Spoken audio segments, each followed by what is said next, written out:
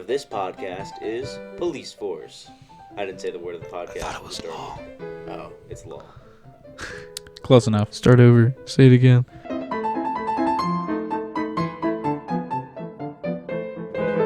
Hello, everyone. We're Three Goons podcast. We're your hosts, Justin Winston. Noah Randolph. I'm Clinton Dillard. Today we are joined by a special guest, the Sheriff of Calvert County, Mr. Mike Evans. Introduce yourself. Yeah, Sheriff Mike Evans. I've been the Sheriff of Calvert County for 18 years. Wow. Wow. How many terms is that? 5 terms. 5 terms. It's awesome. And I guess you may have heard I just announced I'm not seeking re-election in 22. Yeah. If you don't mind sharing, what's the reason for that? I'll be 66. I've had 45 years of service, 2 years in the military, 18 in the Maryland State Police, 5 years as a deputy, and that adds up to about 45 years, and I think that's enough. And I recently lost my dad in December, and that makes you reevaluate your life and things, and I made a decision with my family that I think I'll pass the torch to my number 2 guy, Mr. Dave McDowell. I think he can carry along and be a good sheriff for Calvert County. Awesome. Wow. Moving story. Yeah, sorry for your loss. Thank you. So you've had a long history in the military and the police force. What is some of the highlights of your career that you're hoping to leave an impact, your legacy? Well, I always believed in fairness. I hated bullies growing up. I wasn't very big going through high school, and I got bullied sometimes. And I followed my dad's footsteps. He was a state trooper, and I made myself. I worked out quite a bit when I got out of the military. I got bigger and stronger, and I really wanted to be a protector of the people. And I wanted to stop people from being bullies. And, some of the things that I, really was kind of proud of, I got on some domestic calls where some women been beaten by their husbands, and that's what happens in most cases. And a couple times I got there where they were still actively fighting. And, I kind of made the husband regret his decision that he should not pick on women. Good. But that being said, I just feel like I've had a stoic career. I had to retire early from the state police due to injury. But most of my career has been in Calvert County, my home. I was born here. My mother was born in Calvert County, if that tells you anything. And, I think I'm leaving an impact that, I did what's best for the people and what's best for the citizens and best for the deputies I was involved with. Hiring the best people for Calvert County, treating them right, treating the citizens right, and being a good example as a leader for this community. Wow. Awesome. Yeah. Wow. So you've had a long history as a sheriff. Has there been any tough calls you've had to make that you'd be comfortable sharing with that you look back that you think defined your career as a sheriff? Well, the most recent call, which we questioned, was the little riot we had in Calvert County on June 1st of last year. I reevaluated that several times, and the biggest thing I think is I could have been a little better prepared. This happened in a matter of 24 hours. At the time they said they were going to have this march, the time we prepared for it, we did close the roads. And, if COVID hadn't been a problem, we probably would have handled it differently as far as moving people physically instead of using tear gas. But we didn't want to put people in the jail because of COVID. And talking to my commanders at that point, we didn't throw the tear gas. We dropped it so people would back up. It turned out to be a decision that I stand by. We didn't have anything since that happened. And most of the people in Calvert County who I was responsible for, who gave me my job and elected me, were proud that I took care of it that way. So that's, looking back, you always want to reevaluate things, how you can do things better. There's been some tough calls on who to promote, who to transfer, those type of things. And, I try to sleep well knowing I make the decision with all the good information I have. We've had some barricade situations, some suicide calls, things like that. You look back on and said, I think we did everything possible we could do. We recently had a case last year where a man ran up in a vehicle. And he was chased from the police. He was running from the police because he was impaired by something. And he crashed, the car caught fire. The deputies did everything possible to try to get him out. You can see him next to the car with a body camera trying to pry the vehicle open. And they did everything possible before that car caught fire. It could have exploded and hurt them and injured them. But they did their best to try to get him out and just couldn't do it. And you're always saying, could somebody else done something better? And looking at the body camera footage, I don't know how. And those are tragedies, but we did everything possible to try to make it, try not to have it happen the way it did. Those type of things, you always look back and say, what can be done better? What can be done different? Always a question about when to chase, when not to chase. We have a pretty lenient policy in Calvert County, I think, but it's monitored by supervisors who call a lot of chases off when the parameters aren't there for the seriousness of the crime. But we want to send a message is just because you run doesn't mean we're not going to stop you. Yeah. And there's been some tough calls, and I stand by most of them. Wow. Would you say that most of the chases that you guys actually have end in just you guys calling it off and then fighting another day? Most of the motorcycle chases we have do. There have been, we do what they call the pit maneuver, the precision immobilization technique, where we come up beside the vehicle and spin it out. That's worked wonders for us for ending chases when they're at slower speeds, because you can't let an impaired driver keep driving down the road where he might kill somebody. He or she might kill somebody. So those are the cases where we use the pit maneuver. We're going to stop them. And we've had some people that are suicidal driving. We had one driving through Prince Frederick last year that she was intent on ramming cars, and we couldn't not let her get away. Wow. And we stopped her, and we stopped her before she hurt anybody seriously. So it's always an evaluation process of do we make the right call in these cases? And so far, I think we're doing a good job of making the right call. The supervisors are trained well, they know the policy, and we stand by it. Speaking of training, a lot of people think that the police force and members of the police aren't trained enough. Of course, there's the academy, but people think that police should go through more rigorous training or schools. How do you respond to that sort of point there? Well, I'm going to tell you that we're having a graduation next Friday, the 19th. These deputies have been in this academy since March of 20. Almost 11 months in the academy due to the COVID and the fact that they sometimes we postponed. Our academy is about 7 months long, generally. We do more training than required by the Maryland Training Commission. And our academy is run by the 3 sheriffs of Charles, St. Mary's, and Calvert counties. It's over in Nanjamo. It's called the Southern Maryland Criminal Justice Academy. Now, I think we go above and beyond our training, and it's a continuous with in-service training when they come out of the academy and learning the policies of each individual installation, like Calvert, Charles, St. Mary's are different. We have 7 new deputies that were actually sworn in yesterday in front of the county commissioners. 3 women and 4 men. And there's still a lot of training to go through. They spend 80 hours with a field training deputy to make sure they can handle themselves on their own. And not all of them make it. Sometimes they have to be extended. Yeah. But I think we've done a lot more of training involved with mental illness, how to handle kids with mental illness and those type of things, and also inherent racism issues. We go a lot above and beyond. I think we are on trying to understand why we have this inherent racism, and I think the deputies are getting the message. Good. Yeah.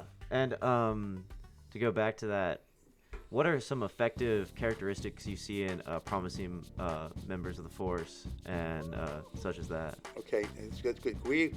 Our application are actually down. We used to get 2 or 3 applications. This last time we're hiring maybe 10 deputies. We've got 60.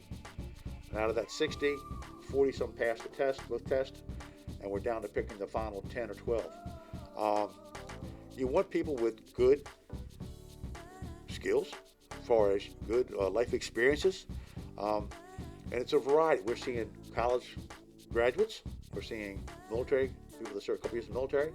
We're seeing some people that just did a general job and still are able to process what it takes to be a deputy sheriff. It's physical, it's mental, it's being able to talk and explain yourself. We're going to teach you a lot in the academy, but you have these general skills, and I think we take the best qualified people when we put them in the academy. And they all don't make it, but this last class of 7, all 7 started, all 7 will graduate next week. But we're taking some from the detention center. See, at the detention center, you can start at 18. You can't be a police officer until you're 21. So we started at the detention center. They work 2 or 3 years there, building up. They do a lot of interaction with inmates. So learning how to talk to inmates is really good for being a police officer, because you have to treat these people, knowing these people aren't the best of society, but you have to treat them fairly. And being able to talk to these people and keep them under control is a good attribute to being a police officer. And we're finding out of this next class, actually 5 are coming from the detention center to be deputy sheriff for Calvert County. Cool. So you have a long history of policing and in the Army. Do you have any thrilling or cool cop stories you'd be willing to share? You know, as dangerous as they are, all cops love a good chase. You know, and back in my trooper days, you know, and up until '88, the sheriff's office here closed up at midnight. So the state troopers ran the county. And to tell you the story, I always like to start off with this story. My dad was a trooper here from 57 to 65, 1957, 1965. There were 4 troopers when he started, 8 troopers when he left, and there was a sheriff and 2 deputies. Wow. When I came here as a trooper, there were like 23, 24 troopers in Calvert County in 1980. There was a sheriff and like 12 deputies. And, you know, one time there's only 2 or 3 troopers working the whole night. And we get in a chase, we're on our own for most of the night. We'll get troopers come from Charles County or St. Mary's County or Anne Arundel County to help us. But I've had some chases that lasted quite a long time because I was the only one there. Wow. And, you know, they're exciting when you get bailed out and you chase people down. That's why you stay in good shape. And I was on the SWAT team with the state police. It's called the state team, the Special Tactical Assault Team. So I stayed in pretty good shape. And, you know, I locked a lot of drunk drivers up. That was like my, you know, I still have the record for Calvert County. I'm not bragging, just telling you facts.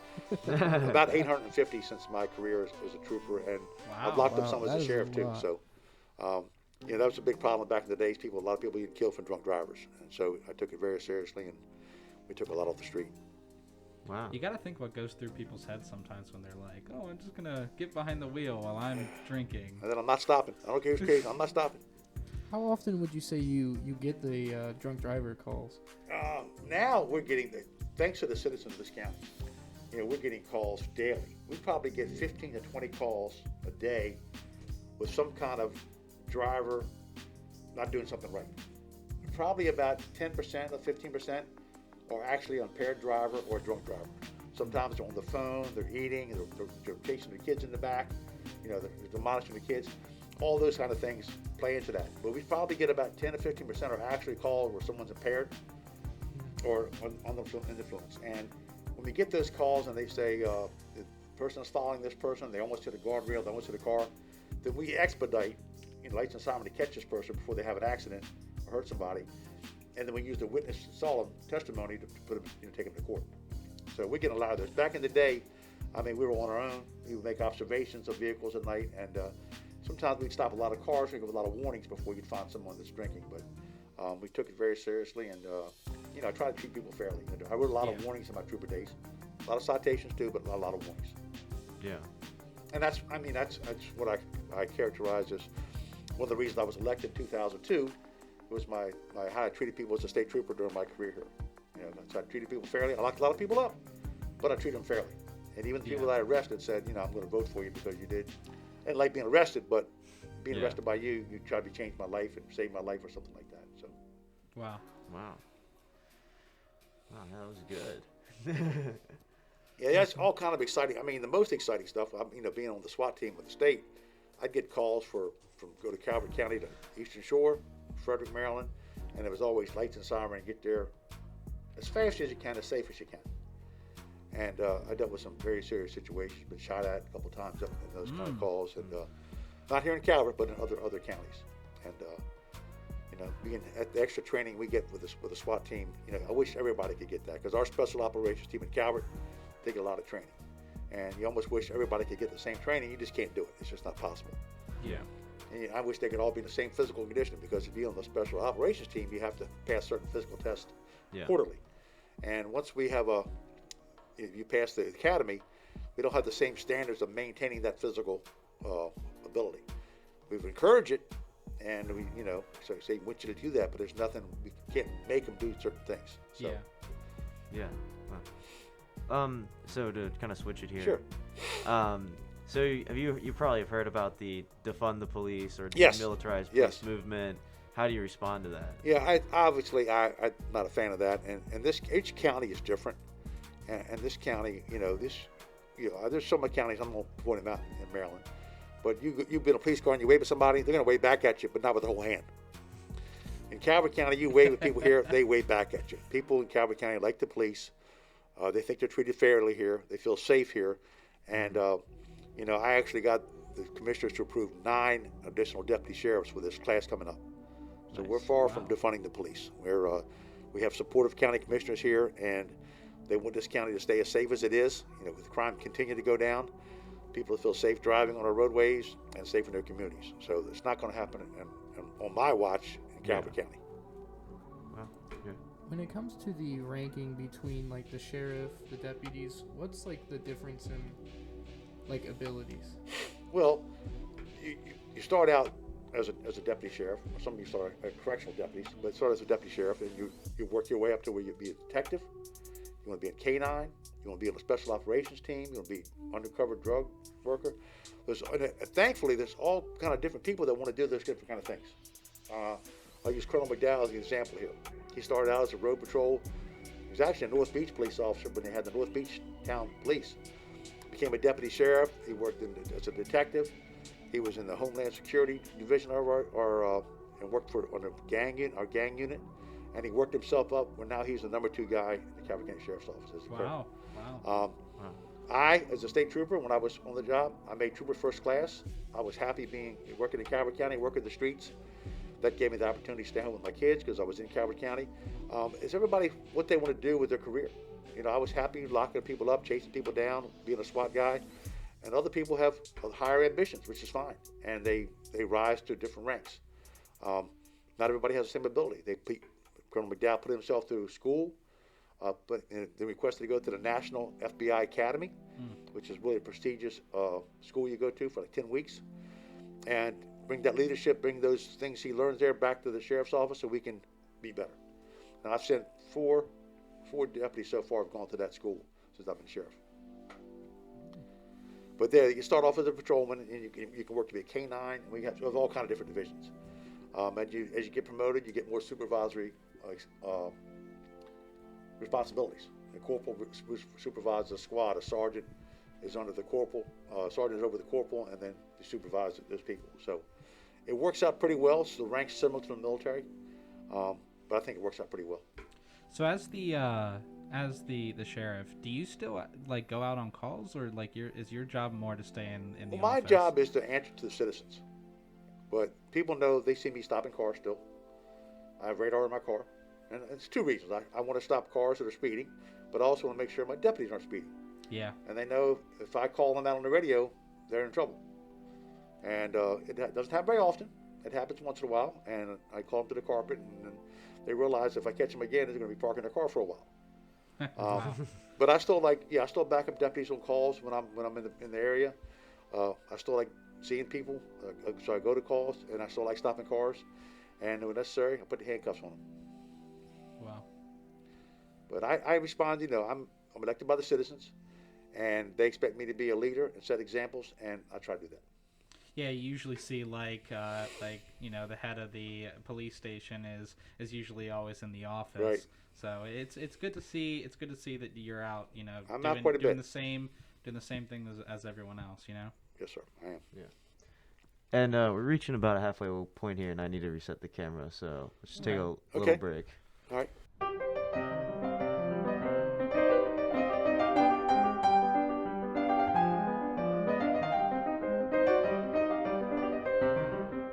And we're back to the podcast. Back at it with Sheriff Evans here. And wasn't Calvert County on Live PD for a little bit? Yes. Yes. How I did that remember happen? I remember that. They we had done a couple other things. We did Speeders back in the day. Speeders was a show similar to that, Live PD. We did a show called Busted, and it showed us in a pretty good light. And I saw Live PD, and the same people that did some of our other shows called me, and I said, "No, we got nothing to hide. Matter of fact, seeing some of the dangerous stuff happening on these other places, I think you're gonna be bored in Calvert County. So come on down and film us. Be bored." Yeah. Now, we had some interesting cases where, one case I think you may saw where the alarm clock was used. We thought they were dealing drugs when they were exchanging an alarm clock. It was at the right area. There was a poodle that was loose chasing people at the park. We had some serious stuff too. We had a couple drug busts and a couple chases. But more or less, it showed Calvert County not being the serious crime area as some places in South Carolina and other places. So, Yeah. and I think it ran its course. We did it for like 6 months, and I said, we've done enough. We got our own body cameras now. Yeah. We're one of the first sheriff's offices in the state to go to body cameras. I said, we got nothing to hide. We had money for it out of our speed camera fund. That Yeah. I wish people wouldn't speed in school zones, but they do. So that gives us revenue to buy body cameras, and we did. And we're trying to do our own videos now. When we have something interesting, we put it out so the public can see it. What is your thought on speed cameras? Do you think they should be more prevalent around Calvert? The ones in the school zones, you can't argue with the fact that you're getting 12 miles over the speed limit. Yeah. And it's a school zone. I mean, it's a question about how many hours you should have them, but the law says you can have this many hours. People know. We're pretty upfront about where they are. Yeah. Just slow down. I mean, speeding is probably one of the biggest complaints I get from people in Calvert County, in neighborhoods and everywhere else. And we'd like people to drive slower. There's possibility we could do one on Route 4 near Huntington High School or the Calverton School. It would probably get a lot of revenue. I'm not after the revenue. I'm after people slowing down. Yeah. So that's the whole point. And I was asked this question in the last campaign. I said, well, if you don't give me nothing, don't speed in the school zone. We don't get any revenue. Okay, we'll do it with speed cameras. So, Yeah. People need to slow down. That's probably one of our biggest complaints, besides the alcohol, the drug driving, that kind of thing, which is too speeding. So we get a lot of calls for that too during the day, and we do stop a lot of cars. My guys read a lot of warnings, probably more warnings than tickets. But when necessary, I think they issue appropriate citations. Oh, Yeah. When So it do you- comes to sorry. tickets and fines and such, where does the money paid go? Money goes all to the state. The county gets Does no it money. does it come? It doesn't come back to the county at No. all. Really? It comes. We get certain amount of money from the general fund. It's Yeah. not any representation of how much tickets we write. Now the only money that comes to us is the money from the speed cameras. That does come to us from the speed cameras only, and those are $40 fines with no points. And we get a percentage of that, and the company that does them for us gets a percentage. So would you say that you believe that all of the speed limit signs, speed limit areas throughout Calvert are good speed sets for people driving? There have been some questions that I've raised, and of course the state changes the state laws, and the county changes the county.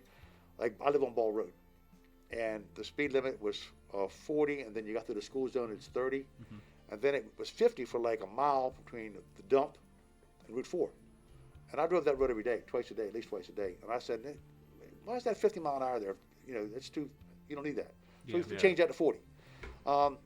They just lowered the speed limit signs in Solomon's, and that's the county's doing. They lowered the speed limits in Solomon's Island. There are 231. 231 is so congested that I suggested we lower that to at least 45. But the state will do these surveys and say, well, everybody's driving 55 when there's nobody behind them. And the state makes those rules. So we don't always agree with them. One thing I'll tell you was very difficult. Main Street is this road back here behind the courthouse. Yeah. And at the south end of Main Street, there's an intersection that goes across Route 4. And we'd had several accidents there, a couple of fatalities. And I kept saying, we need to change this to a right turn only or block the intersection off.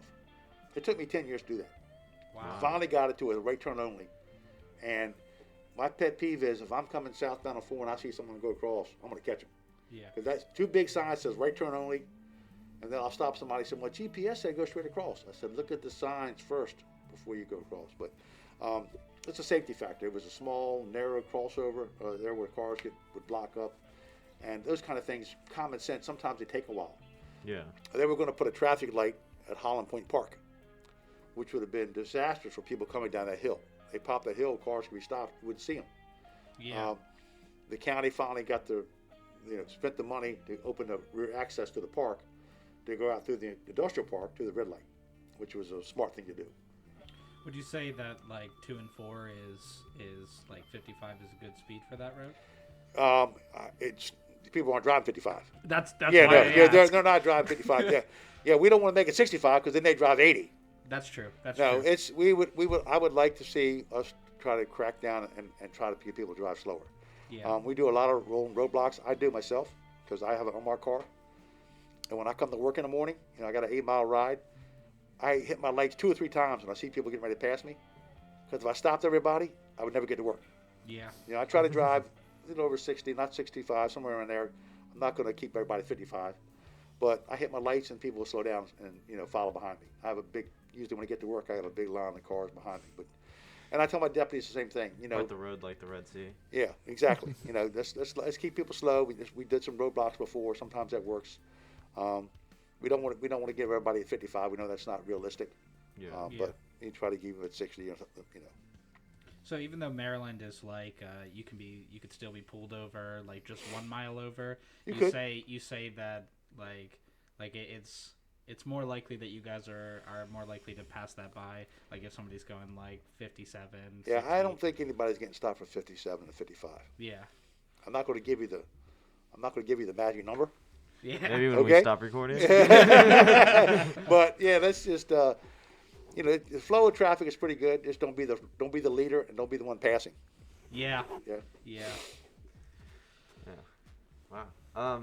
So throughout your time as the sheriff, so you've been a Republican sheriff and Yes. under Democratic and Republican administrations. Yes. How's that impacted you locally here?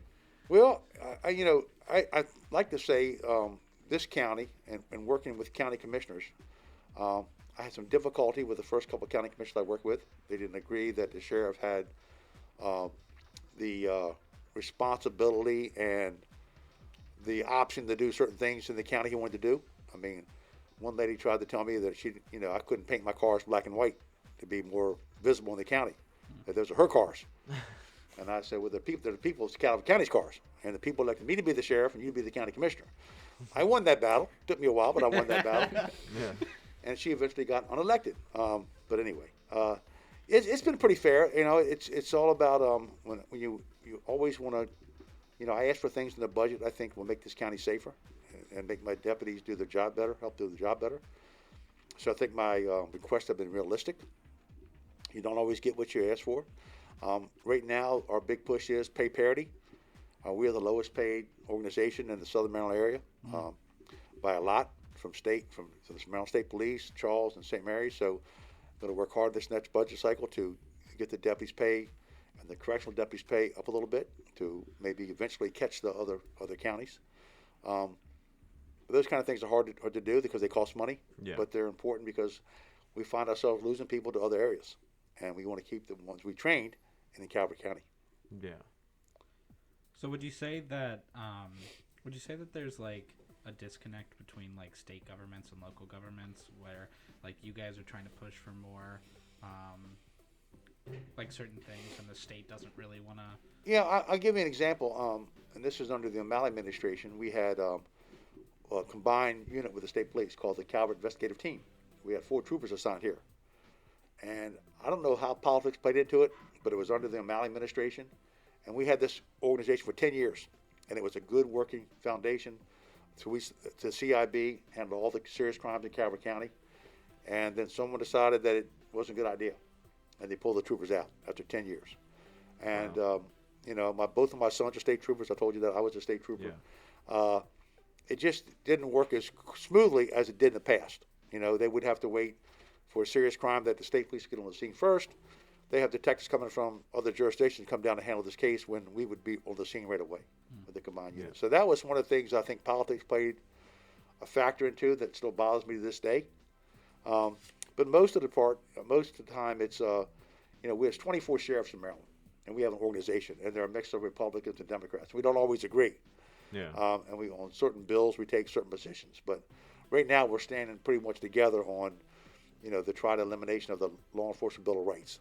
There's some of the bills that some people are asking for are just ridiculous, for defunding the police and asking us to do different things. But we know we got to make some changes. The citizens of the state are probably asking for us to make some changes, and we will.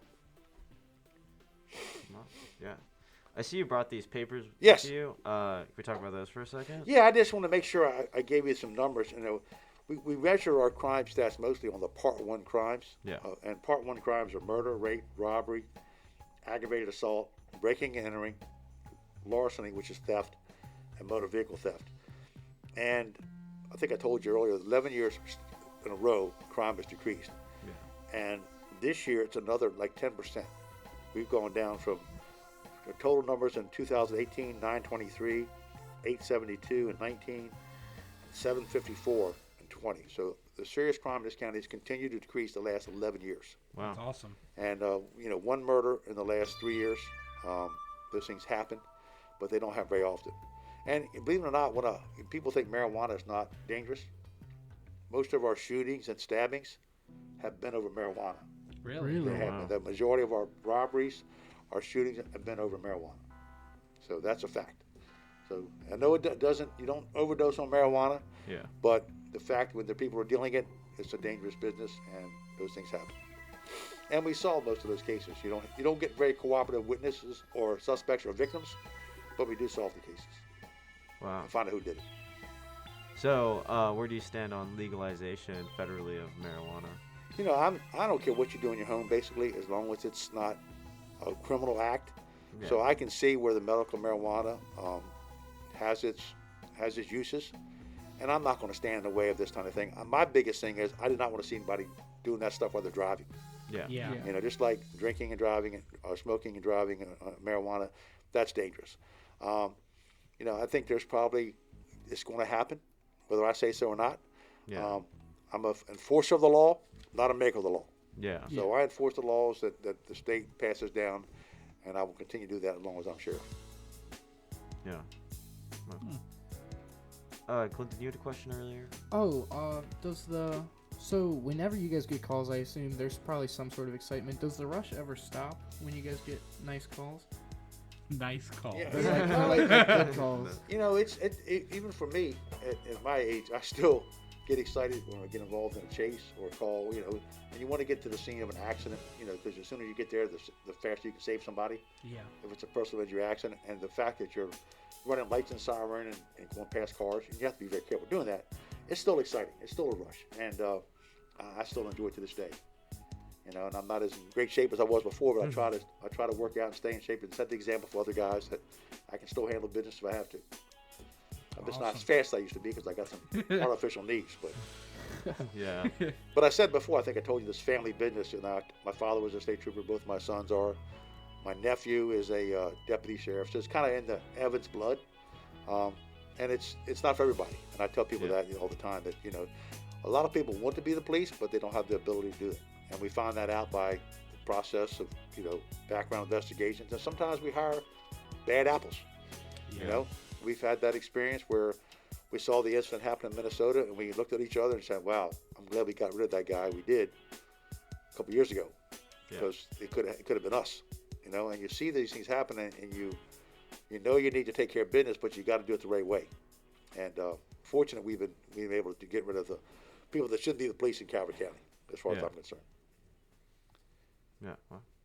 Well, the youth perception of the police, especially recently, has decreased rather negatively. Right. Based on like the social justice movements going on. How do you think Calvert County police is responding to that, or what are your thoughts? I think you still stand the Calvert County deputy sheriffs and the state troopers here are well respected by the citizens. Yeah. And you go by examples of how we treat people. Yeah. And the situations we've had, besides the one riot, we've had many situations where we've been at football games. We have 12 deputies in our school system now. Yeah. Making an impact. African American deputies and white deputies, and we did have female deputy. And I think they're setting good examples of not only there for security, but they're being role models, and they're being people that people can talk to. Yeah. And I think they're setting good examples of being a police officer that listens, that wants to understand, that wants to be a friend, Yeah. but also wants to protect you. So Yeah. I think what we tell all deputies, that's part of their job. You got to be all around. You got to be all around. You got to treat people right. Got a job to do, but you got to set the right example of how you want to treat somebody who treat your family if they were stopped in a car or confronted out of a Walmart or whatever. Yeah. So I think in Calvert County our reputation is good. Yeah. We always want to make improvements. We never rest on our laurels. There's always room for improvement, and we will continue to try to do better. Okay. Yeah. Well, I'd say it's about time to wrap up here. Just about 5 o'clock. Okay? I had some questions from the community Sure. that'll pull up.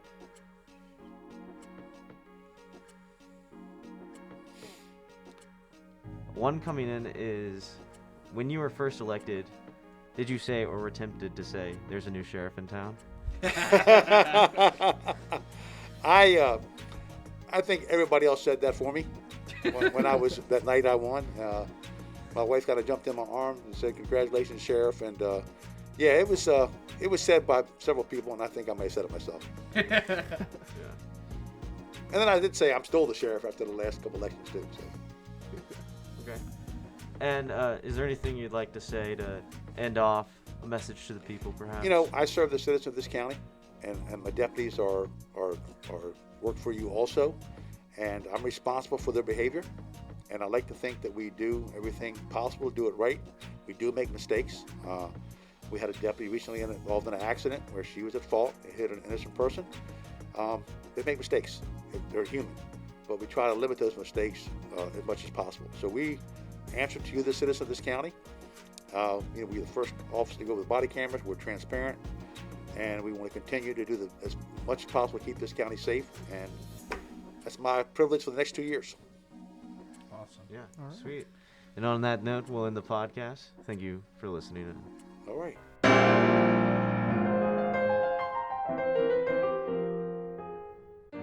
I'd like to give a shout out to Officer McDowell for watching over us during the interview. Claps to him.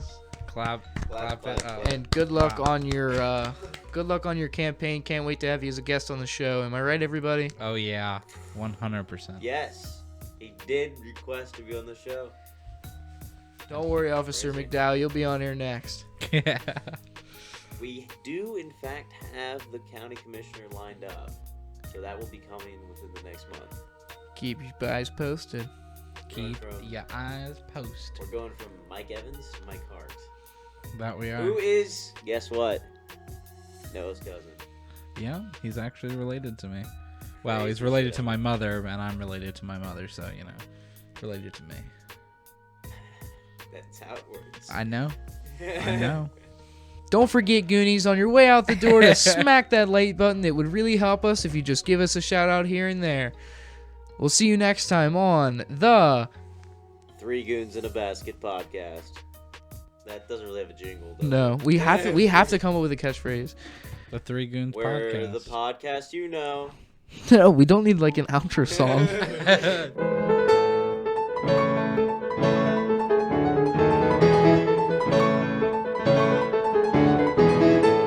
This episode is sponsored by the like button. Please make sure on your way out to slap that like button on the ass.